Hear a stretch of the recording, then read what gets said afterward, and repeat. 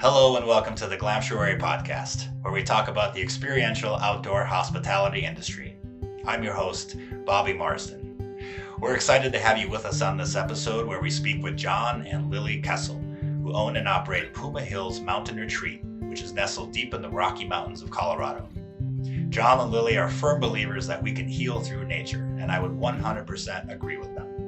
In this episode, we'll dive in deep, and John and Lily will explain some of the fantastic programs that are offered at their retreat, and they also offer wonderful advice to anyone out there who's thinking about opening up their own glamping operation. All that and more, so sit back, relax, and enjoy. Hello, John. Hello, Lily. Welcome to the Glamptuary podcast. Good to see you, Bobby. So for listeners out there, I had the pleasure of staying at Puma Hills back in 2022 in the fall. Unfortunately, I missed both John and Lily. They were traveling abroad. I'm sure up to some very busy things, hopefully some very fun things. My wife and I had an amazing time, though, in their absence at Puma Hills, and we'll certainly dive into all the things we saw and experienced, and we'll learn a little bit more about what John and Lily have in the planning stages, because it certainly looked like when we were visiting there was some things under construction, some things were completed, and it was interesting to just kind of see the vision coming to fruition as we were there. But before we dive in to Puma Hills, of course, I'd love to get to know you both a little bit better. John, I know that you have a history in athletics with volleyball, and Lily, I tried to look around the internet a little bit, but I couldn't find much. So rather than me try and tee that up, I'd love for you to just both kind of give me your background of who you, I guess we're going to say, are and were before Puma Hills came to fruition. And John, I'll start with you, and then Lily, if you want to pick it up and just tell me and our listeners a little bit about yourself. All right. Well, I came to Colorado over 50 years ago to go to Colorado College, and I pretty much never left. And you know, the dream of what we're talking about here began when I was at Bob's Matthias Sierra Boys Camp and saw how that experience impacted my life moving forward. And then after 30 plus years at USA Volleyball and with the International Federation, I was COVID retired, you might say, which has allowed me to spend full time on this project. But because of the overlapping dream that Lily and I had, I have always wanted to do something like this to impact people through the wild. I mean, that's what happened when I was in the Sierras in the 1960s. So Lily, luckily, has similar and passionate impact on people, and together we were able to get this place about 5 or 6 years ago. And she's the visionary, so I'll let her take over from here, because she's the one that's been really making it come to life in a beautiful way. That's not quite true. This is absolutely, it takes a village. But I'm a mom of three, and presently still working, running a government contracting firm out of Virginia. But obviously my passion is the work we're doing in Puma Hills. And as you'll find out, this is much more than, for us, a beautiful place. I mean, we have a mission, and part of it is obviously the glamping part helps support the mission. So I look forward to be able to share that story with you. Well, that's wonderful, and having a mission behind what you do, I think, is sometimes what carries you through those challenging moments. And running a business, there's certainly many, and something has to carry you through and keep you going. And I think that's an interesting segue. I did read an article. It looked like a Colorado Springs periodical, but John, your quote in there was, "A perfect day for me is when veterans and first responders wake up on a luxurious heated mattress pad in the lodge and may start their day with a program like music therapy to counteract their feelings of isolation." And in that sense, was that the impetus for why you wanted to do Puma Hills? Was there an idea of, I want to support the veterans and I feel I could do it this way? Or did you get the land because you wanted to explore nature, and then supporting veterans kind of manifested itself? Was there one before the other, or did it all just kind of come together at the same time? No, I don't know what, Lily. We probably over a decade were looking for property for veteran, and then we kind of in the COVID and Haiti earthquake impact, when the big one hit in Port-au-Prince, those two things plus both Lily and I go back to the Paralympics in 1996 in Atlanta, where we both were working. I was a producer for the volleyball venue, and Lily was helping the standing Paralympic volleyball side of things. So you're working around those disabled, amazing athletes. And, back then it wasn't embraced as much by the Olympic Committee as it is now. In 1995, the Amateur Sports Act added Paralympics. Up until then, there wasn't any of the disabled side. And they play sitting volleyball, and they play a beach standing volleyball. And I was just impacted greatly by them. Certainly, from my perspective, it was actually first responders that was the main impetus for this. And that was my experience in Haiti. We put together an amazing team from Harvard that were in emergency preparedness, and we were down there for quite some time, and it was very clear at the end of the day, when you get together with these professionals, that the question, you're here to help everybody else, who helps them? It was transformational for me.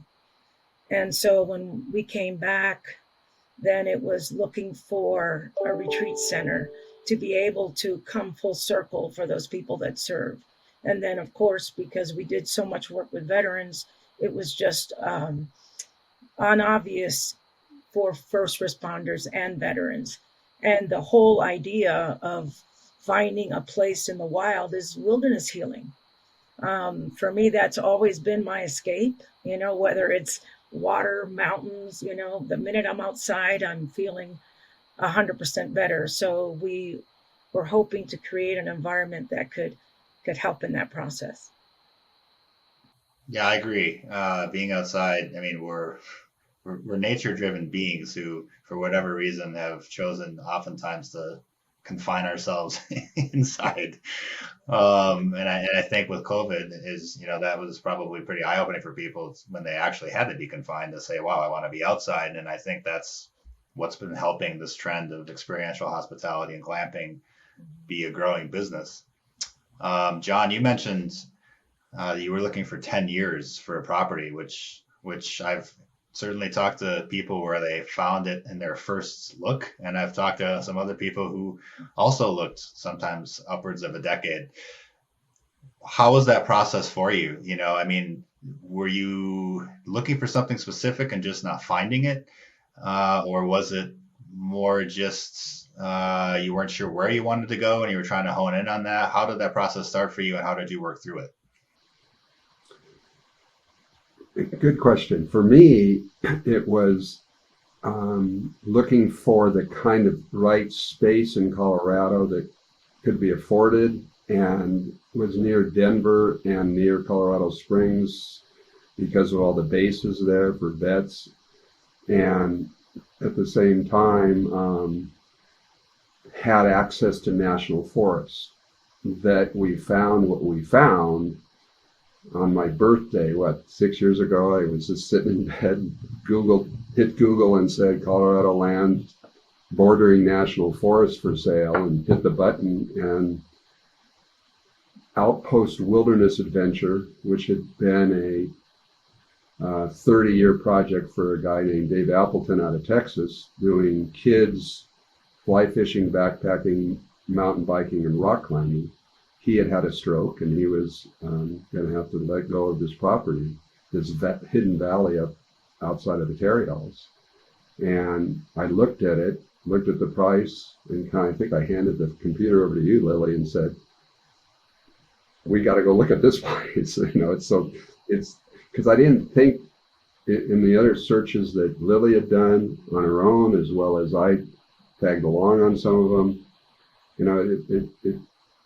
One of the places was back outside of Victor, and we drove an hour on a dirt road, and beautiful, and 160 acres and a lake and surrounded by it. But I think you got car sick on the drive in, Lily.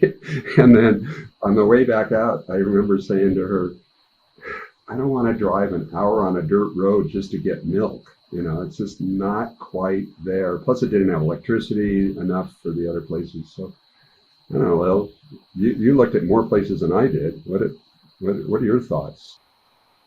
Yeah, I just knew when we found the right place that we would know it. And when we drove into that valley, that was it. That was it. And we must have looked at, and I'm not a window shopper, but I must have looked at 40 properties, and it was just that quick, and the feeling just got stronger and stronger. It was amazing, it really was. Although I think, Bobby, when she drove up, the building had been a beautiful log cabin that the Mormons had built in 1952. And then it burned down in September of 98 because of spontaneous combustion of the rags and the stain that they were doing to preserve the wood of the deck. And they went on a mountain bike ride, and the place caught on fire and burned to the ground. So he rebuilt it out of concrete or steel beam structure, and then poured concrete, and then painted it brown. I remember Lily saying, it looks like a drug rehab center in the middle of the forest. It wasn't very pretty. Well, it sounds like the land spoke to you because it always starts with that, right? And the structures and things, those can be changed, but the land will always be there, and it's always kind of its own entity. So I've heard many times that people just felt that it called, and that they felt home. They felt some sense of belonging there that they hadn't felt other places. And if you're going to, I think, build a business that you want to create connectivity for people, you need to be connected to that place the strongest, because it's really going to emanate out from you. So it sounds like when you found it, it had been up and operational for a while. It had been a couple different things. It had some structures on it, probably had some permitting and things in place. How did the plan kind of progress from obtaining it to then kind of saying, okay, what would we like to do with this? When we stayed there, we saw a number of different glamping structures. We stayed in the geodesic dome, but we saw shepherd's wagons, we saw teepees, we saw some bubble, and I thought that the variety actually was interesting because a lot of places don't have that. And I thought it was kind of cool because if I wanted to come back, I'd probably stay in a different structure and probably have a very different experience. Was that planned? Like, how did your planning stages work? You got this place, it had some structures there, but obviously you've evolved it. So where did you start and how did it evolve? Yeah, I have to say the one thing I'll say about Park County that would be a positive. I mean, it's a beautiful place. Working with the county was very difficult, but going through the planning process with the county was very, very helpful. Because even though I already had done a lot of research on what we were looking to do and how we were going to do it, it just put everything in perspective. What can you do versus you can't? So when we went for our conditional use permit, we did both a campground and a retreat center. So we had those designations into perpetuity, which gave us a lot of option. Every decision that we made was and asking the question, is this appropriate or helpful for our mission? And so at the end of this, what we want to be able to offer is not just a variety of types of lodging, but experiences. So we want to be able to offer for the solo camper that wants to go, and spend the day or spend a week alone. to, a soldier that is suffering from PTSD that has to have the four walls. So right now, what you saw is the campground in transition, right? So we have that campground. The hillside that is next to the event center will all be a series of cabins. With in the middle is in the heart of that area. There's going to be a resource center. There's going to be an art studio. There's going to be a spa. So you have healings, and then between the glamping village and the cabins, there are going to be pools that are going to mimic the beaver ponds, but they'll be healing pools with a walking path. That's kind of the big picture. We want to be able to serve, and that person that may not be comfortable in the wild, maybe the first experience is a cabin, and then you take walks, and then you get better and better and closer and more comfortable. So whatever we can do to make them feel safe and feel comfortable, which applies to people who are, tourists as well. We find ourselves with some folks that come to us and never have camped before. So here, why don't you stay here this first night and see how it goes? It's interesting, Bobby.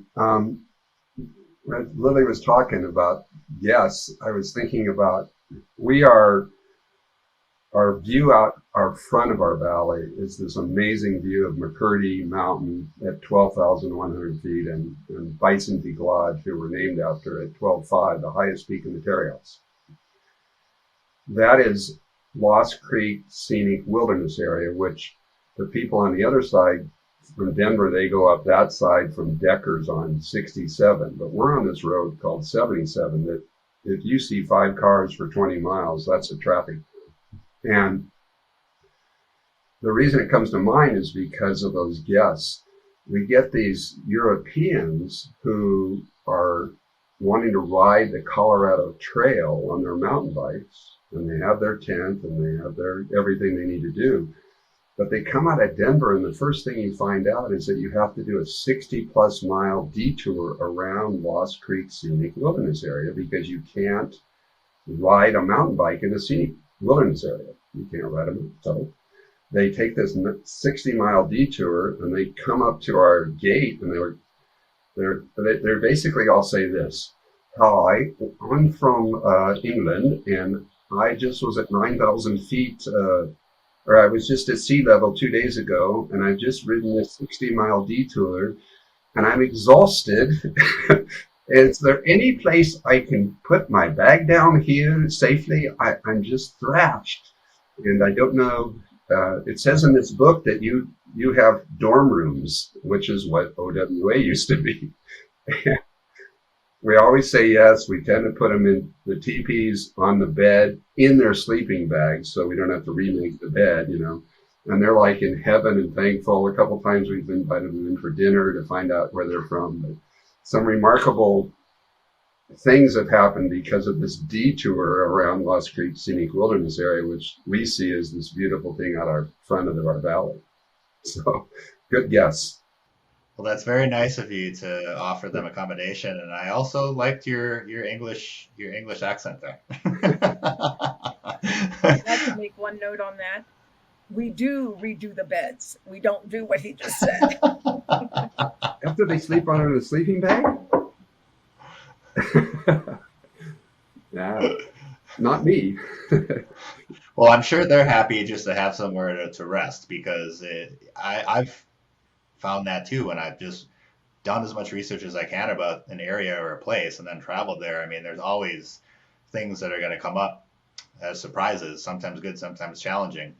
But it's nice to know that you can offer some respite for them, as they're kind of working through getting familiar with Colorado. And to that point, when we stayed on the property, we did notice that there were a lot of activities and things to do in addition to just, staying in a glamping structure, which I love because I think when people are coming in from out of state or even out of the country, they're very unfamiliar with how to get anything done outside of what they've booked. And there's certainly something to be said for glamping on, Lily, as you said, on top of a mountain and just kind of checking out.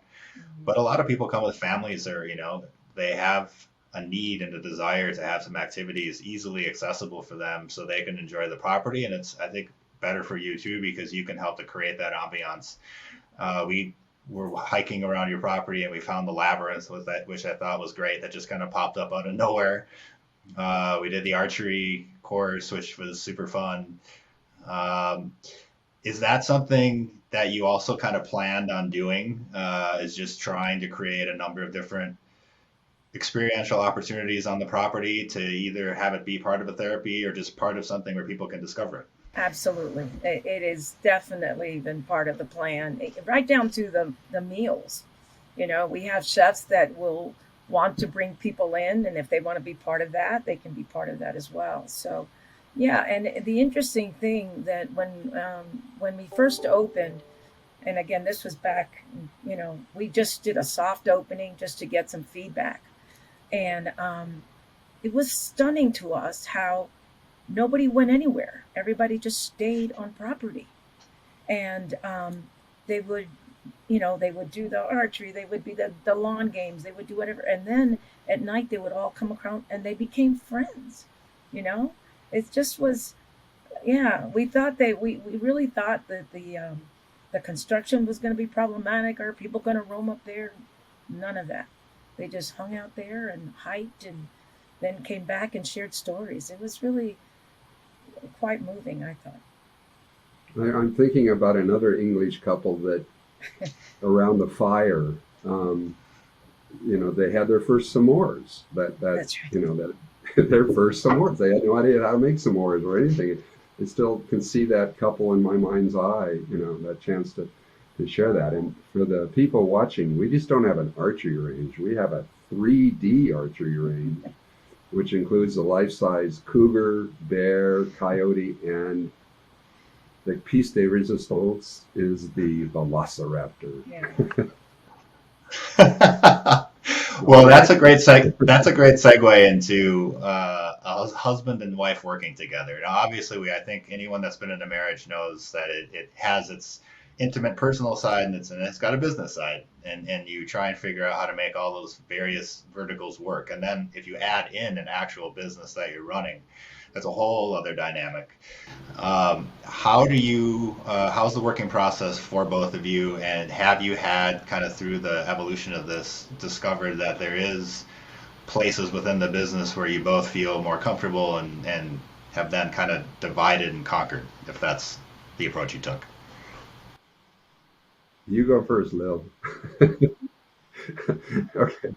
See, okay, so if you heard the oh no, then you know who the boss is in this world. And I have to say to those of you learning and listening here perhaps today that you got to have a visionary, and that's in my case is my wife. I mean, Lily sees things that nobody else on the construction crew, nobody else on the chef staff sees. And she has this amazing vision that we all go along for the ride to assist it to come to life.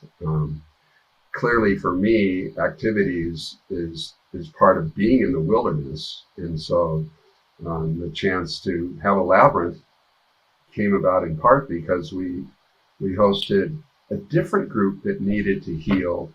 The Women's Olympic water polo team leading up to Tokyo stayed with us for 10 days, Bobby. It was 7 of the 10 days was a silent retreat.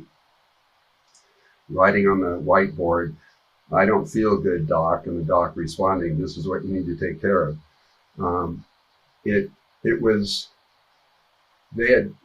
had won the world championships in June, and celebrating in Seoul, Korea, the bar collapsed and killed 26 people below them. They all had their own form of PTSD, as well as wanting to do successful stuff in Tokyo. So they healed in a unique way, thanks to Peter Haverly and the coaches and staff, Peter at the U.S. Olympic Committee. Their 10 days with us was magical for sure. And Lily's got some other people coming that she can speak to this summer that is, part of that same magic. But that labyrinth allows for that mindful walking and, thinking about it. And it was just, built by the team, but it was Lily's vision that said, let's put a labyrinth up here by the meeting teepee. Lily, as it sounds like the visionary, and John, I guess, would be the kind of experienced driver. Visionary obviously could include design. It could include also future. What kinds of things can we build and then maybe attract different groups, different events? What kinds of things are you currently operating as far as those types of events, and what kinds of things are you maybe looking to plan for the future? Because I would mention that you have a beautiful event center that we saw that was almost close to being done. I mean, this thing was beautiful. If we were gonna redo our vows, maybe I would consider coming and doing it there. But you had a lot of other things that you look to be in place. So what kinds of things are you doing now from an event perspective, and what kinds of things are you hoping to do in the future? Yeah. And let me just digress for a moment, because I think the question that you asked is a really important one as far as, if you just let me give it to my perspective on that. I do think it's really important that, of course, it depends on how or what kind of glamping business you're going to do. But if it's anything that's significant, you really have to understand that it is a business, and that you may want to do a lot of things, but if you don't get that business piece right, it is not going to work. And so, yeah, and you're going to have challenges, whether it's with the county, with your constructor guy. It's so important, because that can put a lot of pressure on a relationship, serious pressure. So I think John and I have navigated through that and through the COVID era pretty well, but it's difficult. It was difficult. So what we're doing now, we finished the event center, and you'll have to come out and see it again. It is really beautiful, beautiful, beautiful. And, John keeps talking about a visionary. That's important to be able to see where you want to be. But the coolest part about our project, I think, is that everyone is engaged. Even our construction workers are all family now. It's hysterical. When we selected the floor, we did a vote. There were 12 of us, and I told them the rules were you can't tell anybody else what you did. They started lobbying each other for the color they wanted, and it's so cool. And you have a problem, and you bring people together, and they say, look, we've got this beautiful moss wall, but the dimensions are not right. How do we fix it? And between 3 or 4, you get a solution. And now it looks beautiful, even though it was not right. So, that for us is awesome. So we are finishing the event center now, the landscaping that'll come in April, the finishing of the pavers. It's the building is really beautiful. We're finishing infrastructure, the hillside, and in the glamping village, we will have bathrooms in our structures, and there'll be eco structures at the end, much less number, but we're going to have kind of what I will say a much higher end experience. However, we still want the teepees. We're going to have less in numbers and more variety. We have some already, but I think that adds to wanting people to come back, like you mentioned. That was one of the big ones. So right now we're finishing infrastructure.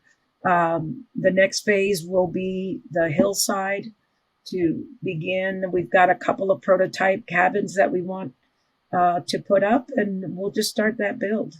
Yeah, I think, what I hear you saying, a couple very important points is you need to look at this as a business to continue to allow your vision, the possibility to be seen.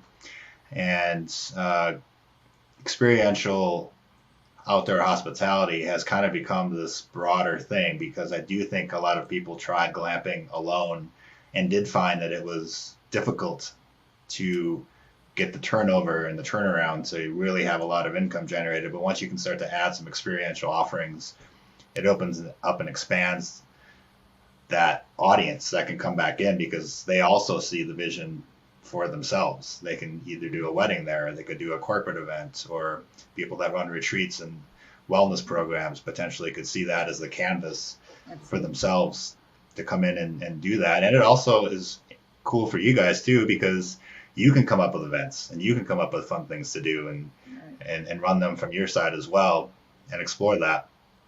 To that point, you did mention also it's very important to work with your county, city, any regulatory agencies to make sure you're kind of in line with that. And that would be a segue into what kind of advice would you offer for people out there that might be thinking, you know, this sounds great. I listen to John and Lily. I want to do the same thing.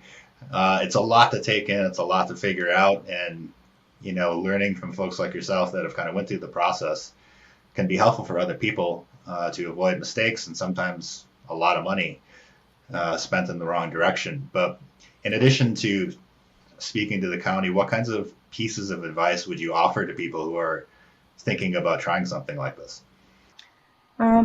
First, do your homework, right? Like what you're doing.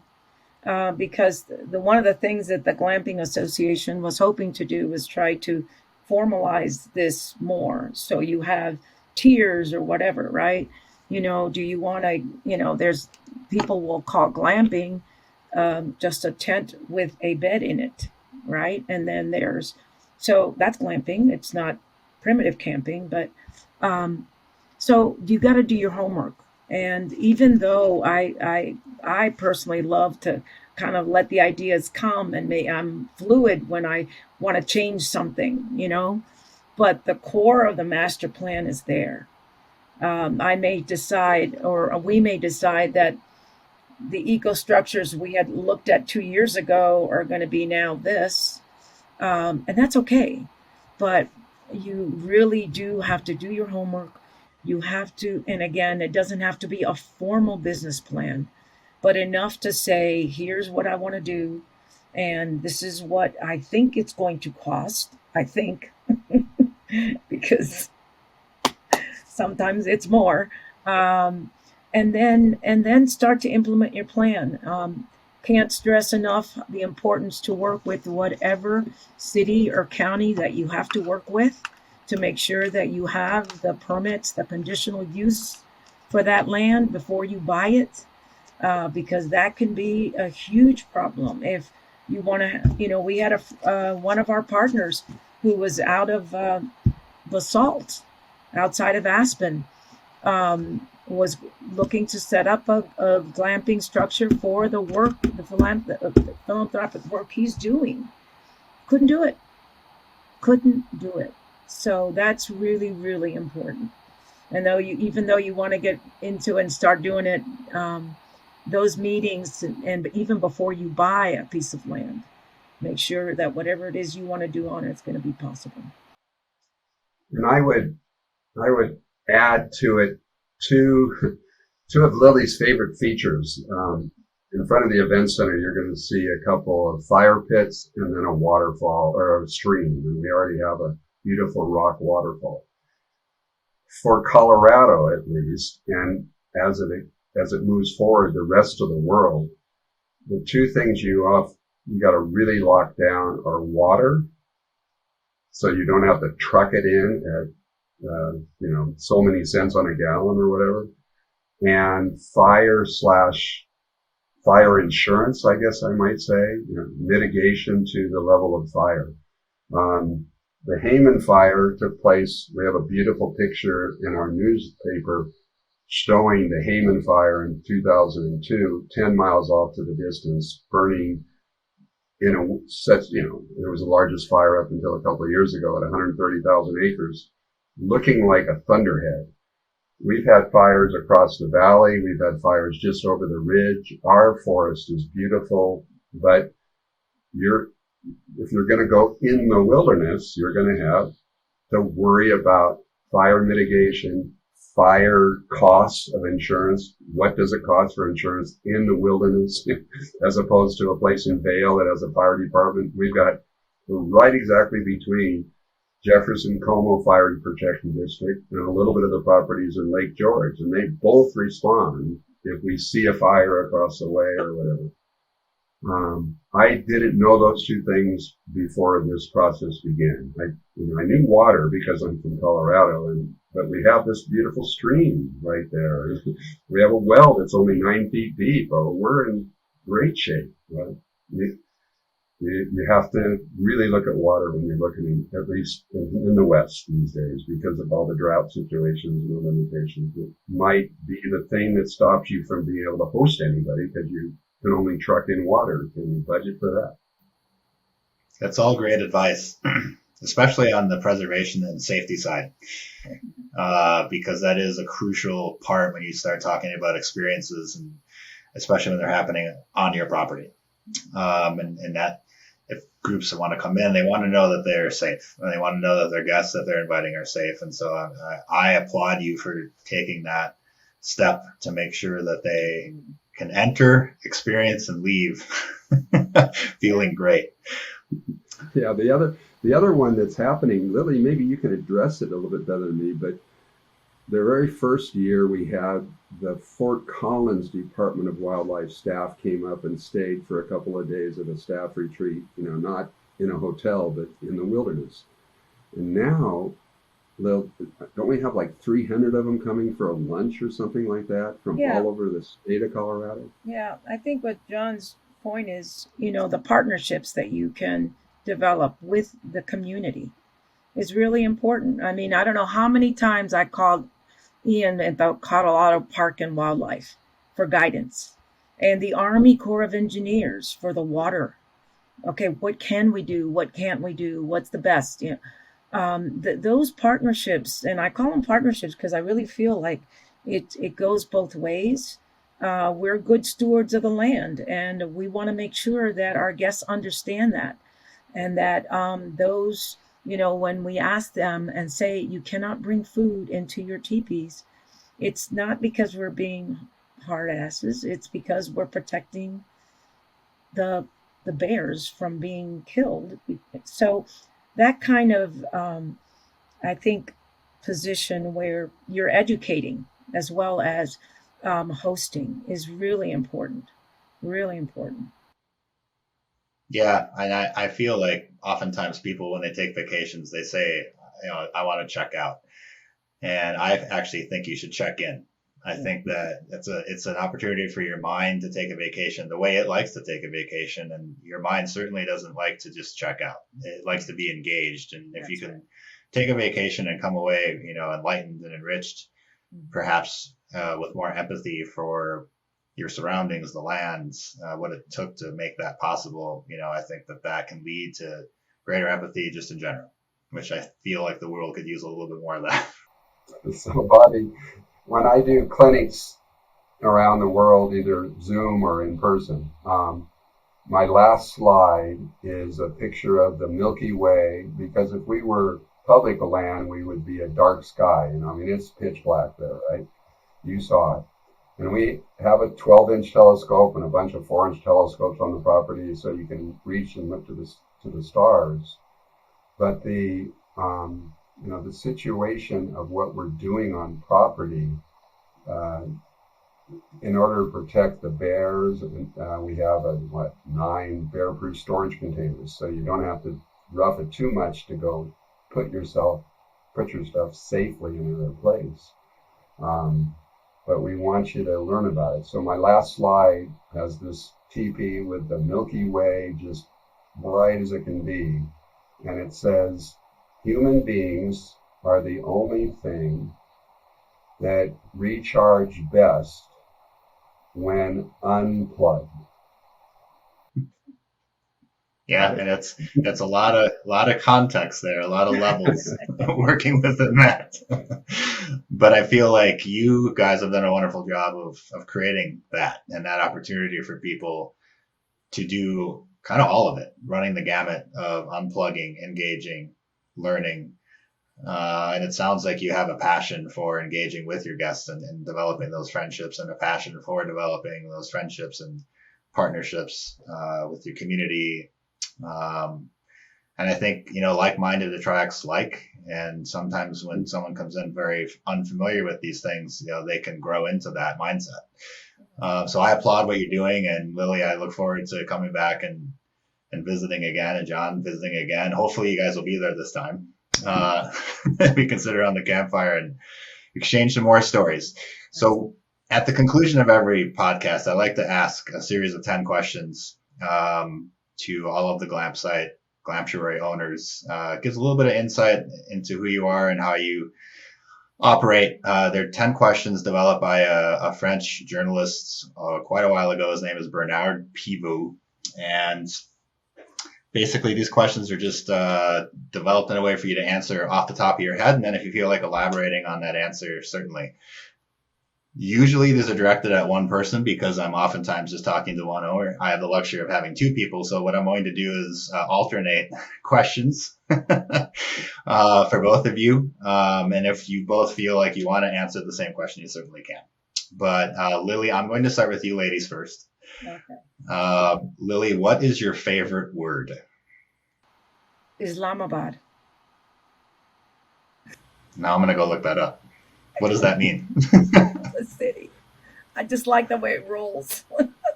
Yeah, so do I. Yeah. John, what is your least favorite word? Hate. Hate is used for like, I hate this ice cube, right? No, hate is for Hitler. Hate is for really horrible things. And then you go down to I dislike or whatever. You don't hate your cereal. You hate really horrible things. Yeah, I agree. Being in touch with words and your feelings is very important. And I think sometimes words can carry feelings into the wrong spot. So I agree with you. Lily, what turns you on creatively, spiritually, or emotionally? Walking through the forest. Second place to your husband? Or No, I love that too. And what do you love about that? People call that forest bathing, but what do you love about that? I love the stillness. It's the opportunity to really be engaged and be in that moment. I mean, we talk about it, but it's in that environment where I feel I can really get there. And I get lost. I mean, my husband will call me and say, "Where are you? You've been gone for 3 hours." Yeah, I have. I didn't even know it. John, what turns you off? Well, so I get the negative side. Yeah. Not necessarily, just at the beginning. Flop it this way. It turns me off. Close-minded people who, just don't look to the science, to the facts, to the spirit, to the, empathy that others might be asking for, instead they're just, closed. And I think that starts to go away when you are in the wilderness. That's part of the fun, for sure. Yeah, I agree. Lily, what is your favorite curse word? Carajo. Carajo. What is it? Carajo. What does that mean? It's a Spanish word. And actually, my aunt used to say it a lot. They'll say, "Vete pa'l carajo," which means actually, it means go to the crow's nest on a boat. But nobody uses it that way. And I just thought it was, anytime anybody says that, I just have this vision of going up to the crow's nest on a sailboat. So anyway, I just like it. And if your listeners don't understand, Lily was born in Cuba and moved here when she was a little, a munchkin. Munchkin. And she's still a munchkin. Well, that'll be a story I'll definitely want to talk with you about around the campfire. Learn more about that. Okay, John. So we're gonna turn it for you. What sound or noise do you love? Who? Um, a gurgling or a babbling small stream that's big enough to have trout in it, but not too big to be like a river. That water on the rocks. And, because of Lily's work, we've got two of those sounds happening live on the property, and I just can't get enough of it. That sounds wonderful. I can almost hear it. Lily, what sound or noise do you hate? There's that word, John. What sound or noise do you dislike? There you It's go. like ringing in my I ears. applaud you. What was that, Lily? Ringing in my ears. Tinnitus. Tinnitus. There we go. I've experienced that. It is no fun. Yeah. John, what profession, other than what you've done or what you're doing now, would you like to attempt? Uh, boy, probably fly fishing guide.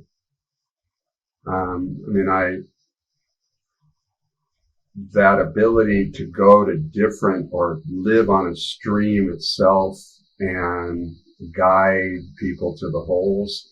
We get to do a little bit of it below the Terrial, and we've got a beaver pond that we stock with trout so kids can catch trout. But when I say guide, I mean that skill that they travel around the world and they teach people how to catch fish in these beautiful places. And most of my work in volleyball, I'm in a gym, and a gym in Germany and a gym in Australia looks exactly like a gym in the United States. But when you leave and go to Tasmania's streams and have a guide that teaches you how to catch fish there, or you leave and go to Italy streams, you see the country. And I think it would be so cool to be a guide and do that as a living. Well, that sounds like it's definitely a possibility for you in your future. No, this place is the dream that I can't even put into words, to share the property and see the transformation of Olympic athletes or disabled vets or first responders or corporations. And it's a really magical valley. And I think one of the things, Lily, why don't you address, just because of being able to do it, but just why don't you address the John Anderson's visit to our property and the tree, culturally modified trees that he discovered? Yeah. It was amazing. This is a guy who wrote a book in his retirement about the Ute Indian prayer trees. And of course, we were both fascinated with that, and we started walking the land and identified what looked like to us prayer trees. So John invited him out to the property, and sure enough, the ones that he didn't see them all, right, John? No, he didn't see them all. Yeah. But not only did they find prayer trees, and some of them are trail markers, and others are ceremonial and burial, and they're generational, because you're talking a ponderosa pine that you're modifying with ligature and so on. And the one that really got me is, and you were there, I didn't get to meet them. John's wife was one of the trees, said this is, and we have a little meeting area under there, and he said this is where the chiefs would meet, under this tree. And I'm like, oh my. So anyway, that's really cool. Yeah. Next time I'm back there, I look forward to seeing that. Yeah. So back to the questionnaire. Question for you: what profession would you never like to attempt? I would not like to be a border patrol person. I would like an animal sanctuary, though. Again, I see that that's a possibility in your future. Absolutely. Yeah. Final question. I'll ask both of you this. John, I'll start with you. Yeah. If heaven exists, what would you like to hear God say when you arrive at the pearly gates? Oh, some Frenchman said this? Wow.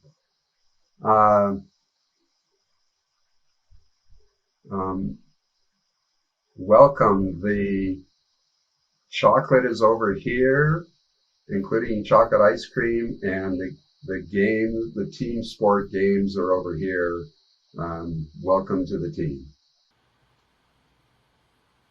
Lily, same question for you. If heaven exists, what would you like to hear God say when you arrive at the pearly gates? Your parents are in the back room. Yeah.